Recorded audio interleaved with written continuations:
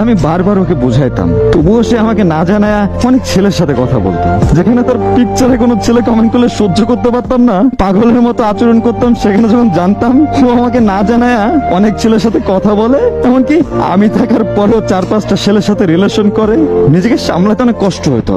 না পারতাম ওরে কিছু বলতে, না পারতাম নিজে সহ্য করতে, তাই অনেক অত্যাচার করতাম নিজেকে।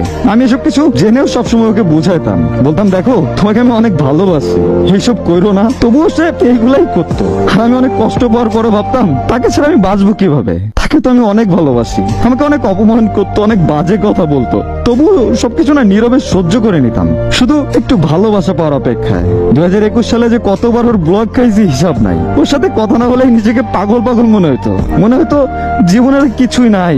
আমি বরাবরই ওর সব অপমান অবহেলা এই সব কিছু ভুলা জাস্ট চাইতাম যে ও আমার মনের মতো হয়ে যায়, আমাকে একটু ভালোবাসো।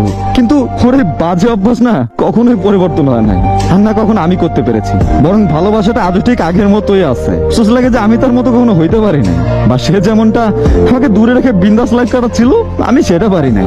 তবুও সমাপ্তিতে তাকে আমি আমার করে পাই নাই। আর এটাই হচ্ছে কাউকে সবটুকু উজাড় করে ভালোবাসার শাস্তি।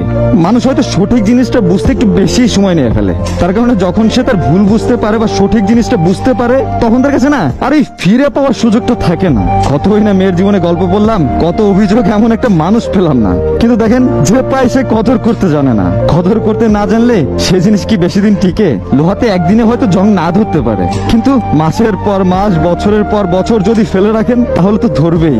আর যখন সেই জং ছাড়াতে যাবেন দেখবেন লোহার গুণাগুণ তো শেষ, এবং সেটা প্রায় ধ্বংসের দিকে।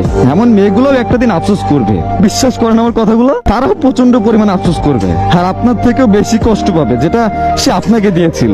সময় কাউকে না ছাড় দেয় না, নিজের কর্মের ফল নিজেরই ভোগ করতে হবে।